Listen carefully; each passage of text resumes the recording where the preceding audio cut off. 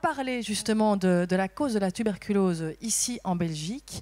Eh bien, avec Martine Spitals qui va me rejoindre et qui est responsable du service affection respiratoire au FARES. Sous vos applaudissements, bien sûr. Martine Spitals. Bienvenue. Alors Martine, j'espère que vous allez bien. On va découvrir justement le problème, la problématique de la tuberculose en Belgique. Rappelez d'abord que le FARES a son équivalent côté néerlandophone, c'est le VRGT, voilà, et que vous luttez contre la tuberculose depuis longtemps. Quelle est la situation chez nous en Belgique de cette maladie ? Alors naturellement, la tuberculose en Belgique est un problème bien moins important que comme on l'a vu ici au Burundi. Néanmoins, il faut rester vigilant. Donc on a un peu moins de 10 nouveaux cas pour 100 000 habitants par an, donc ça veut dire un peu moins d'1 millier de cas. Mais par contre, au plus la tuberculose diminue, au plus les situations sont compliquées et difficiles à suivre.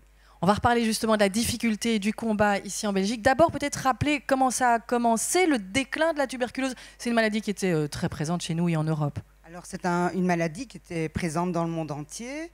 Et donc ça a commencé quelques années après la Deuxième Guerre mondiale à s'améliorer.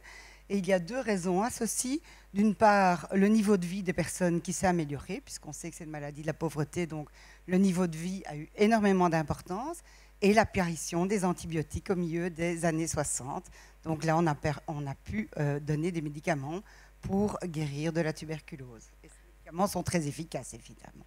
Ils sont très efficaces. Cela dit, on s'est aperçu que ce déclin, à un moment, il s'est interrompu et que la lutte doit être renouvelée. Qu'est-ce qui complique, qu'est-ce qui est difficile en Belgique pour lutter contre la tuberculose ?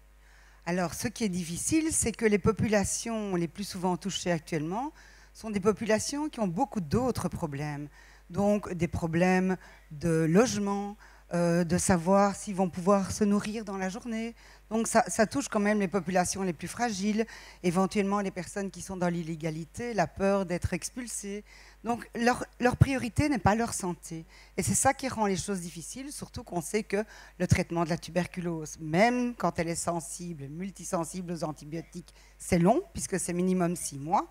Et donc je ne parle même pas des cas de multirésistance, où ça peut aller jusqu'à 24 mois de traitement.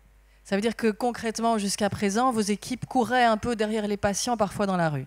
Alors voilà, nos équipes, leur rôle, c'est de vérifier. Donc en fait, chez nous, c'est une maladie, comme elle est contagieuse et qu'elle représente un danger pour la collectivité, elle doit être déclarée au médecin inspecteur d'hygiène. Et donc nous sommes un peu le bras armé de ce médecin inspecteur. Et donc on doit suivre chaque personne, on doit s'assurer que depuis le début de sa maladie jusqu'à la fin, elle est bien prise en charge.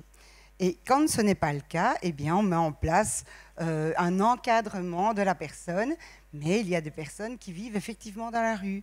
Et tant que la personne est contagieuse, elle reste à l'hôpital, mais après, elle doit quitter l'hôpital. Et soigner la personne dans la rue, c'est une difficulté. Alors nous, notre chance en Belgique, c'est que la sécurité sociale intervient. Et même pour les gens qui n'ont pas de sécurité sociale, on a un projet avec l'INAMI qui nous permet de traiter les personnes sans couverture sociale.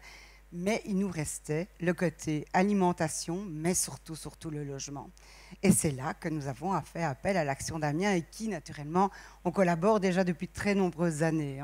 Alors oui, c'est ça, justement, vous connaissez depuis longtemps Action d'Amiens, le FARES, mais l'action pratique ici et maintenant en collaboration avec vous, c'est très récent. Expliquez-nous, de quoi s'agit-il ? Tout à fait, donc je vous dis, notre problème, c'était de soigner des personnes sans abri dans la rue. Donc là, on ne trouvait pas de solution et on s'est tourné vers Action d'Amiens qui finalement a trouvé ce projet intéressant et a décidé de mettre à notre disposition un financement pour essentiellement le logement, je dirais. Il y a d'autres interventions qui peuvent avoir lieu, mais c'est essentiellement le logement. Et nous avons démarré en juillet et là, nous avons déjà pu intervenir pour 13 personnes, dont 8 au niveau du logement. Et donc, c'est quand même un beau succès et ça nous permet vraiment maintenant de prendre en charge les personnes dans les meilleures conditions possibles jusqu'à la fin du traitement. Et ça, c'était essentiel pour nous. Alors, 13 personnes pour le moment, sur une population de combien de personnes malades en Belgique ? Alors, en Belgique, il y avait en 2013, puisque les chiffres ont toujours un peu de décalage, 281 personnes. Donc le projet pilote dont je parle maintenant, c'est sur Bruxelles, en espérant s'il a du succès, pouvoir l'étendre à l'entièreté de la Belgique. Et donc, il faut savoir qu'un tiers des cas de tuberculose sont à Bruxelles. Donc, on a à peu près un bon 300 cas de tuberculose par an en région bruxelloise. Là-dedans, naturellement, il y a plein de personnes qui ont un logement, heureusement. Donc, en 2013, encore une fois, il y avait à peu près 12 personnes sans logement à Bruxelles. Donc ici, on en a déjà 8 pour 2015, donc ça se rapproche. Et les gens acceptent, parce qu'on avait un peu peur de ça, mais non, les gens acceptent assez facilement et ils apprécient de pouvoir naturellement se traiter dans des conditions optimales. Vous les rencontrez, ce sont des personnes avec qui vous avez des échanges, vous pouvez nous décrire l'un de ces patients ? Alors donc tout à fait, donc en fait ils sont accueillis dans des maisons d'accueil, donc l'Action d'Amiens a fait tout un travail de préparation, a contacté toutes ces maisons d'accueil pour avoir un accord et donc elles sont accueillies dans ces maisons d'accueil et nos infirmières